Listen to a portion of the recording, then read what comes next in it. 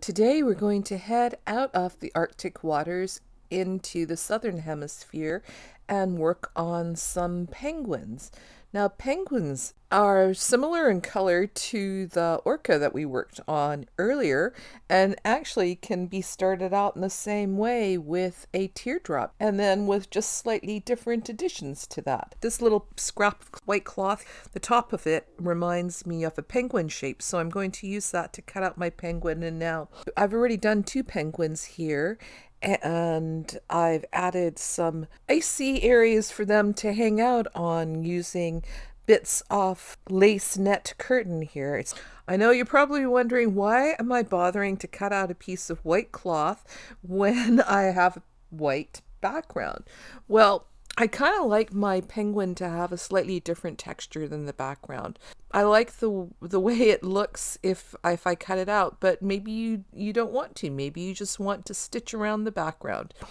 And those other two penguins that I did over there, I did one with a white background and I added the black part in the stitch, and the other one I started out with a black piece of cloth that I sewed on and then added the white details using stitch. And you could do them either way. It's up to you. So what I'm doing here is I'm starting out sewing down that piece of cloth with black thread, and it probably doesn't look like too much now, but I'll just keep adding and adding more stitches until I feel like that outline of my penguin is bold enough to look like a outline rather than a bunch of stitches.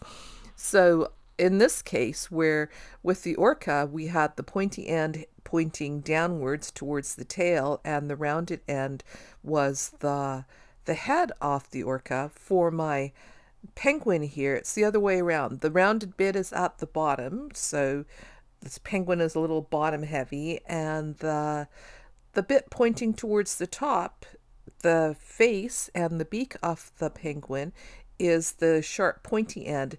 Now, each of these little penguins here is kind of facing off in a slightly different direction. And that's the beauty of creating your own little shapes. You don't have to use a template. Each of your penguins can be pointing in a different direction, just depending on whether you continue the sharp pointy bit towards the top, towards the side, or you could even do it facing down towards the front if you like. So this one, I have my penguin facing off, looking towards the other two penguins that are over there a little bit further away.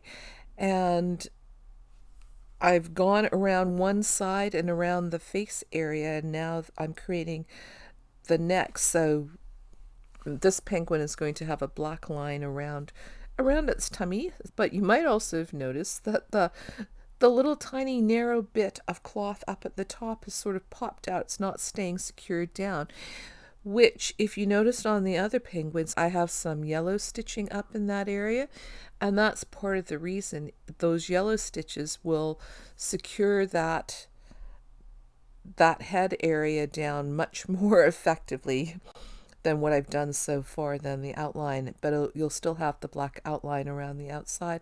So I'll just keep sewing around, sort of using an overcast stitch, so I'm securing the edge, making sure that the fabric isn't fraying too much until I feel like I've done enough, and then I'll stop, because this is sort of slow stitching, so there's no rules about how much you do or how little you do. You just do it until you don't feel like doing it anymore. And like all slow stitching things, it takes a long time. And like everything else that I've done this month, there's not a lot of complicated stitching going on. It's just going around and around and around, filling in space, not worrying too much about whether each stitch is going in exactly the right spot. You can always modify it with more stitching on top or a little bit of cloth to cover something up if it doesn't look quite the way you'd like it to look. And I'm just going around and around and around. And at some point, I am going to create a little wing for my seal, and I'm going to use a fly stitch, or perhaps a long narrow chain stitch that's going to to angle away from my seal's body so you can see it really well. I wanted to make sure that it was really obvious. And I'll go over it a few times doing multiple fly stitches right over top of each other to create the amount of bulk that I want to make that wing look prominent. And if there's any sort of white areas poking through, I'll just add some straight stitches. And now I didn't do this for all of the seals, but one of the seals I thought it looked like it was floating a little bit, so I did use yellow thread just at the bottom to give the suggestion of some short little legs there. And on this particular bird, I'm just going to do one wing because it's kind of facing sideways. But if you feel like your penguin is facing the front and you wanted to add two wings like I did on one of my other penguins, you could absolutely do that.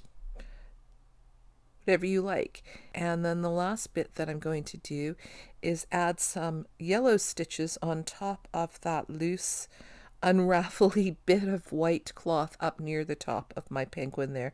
And adding these yellow stitches just adds to the visual interest, but it also helps to secure that cloth down. You could certainly do it with white thread if you wanted to, but I felt like adding a little bit more color to this area, which is very kind of monochrome black and white, would be a nice touch. So I'm just going back and forth, straight stitching again. As I've said before, that's really the theme of this month's stitching is just straight stitching, nothing fancy or complicated. And when I feel like I've done enough stitching there, I'll stop and call this piece done. I think I'm going to call this one done for now. So there it is. There is my cute little penguin. Once again, thanks a lot for watching, and I will see you again next month.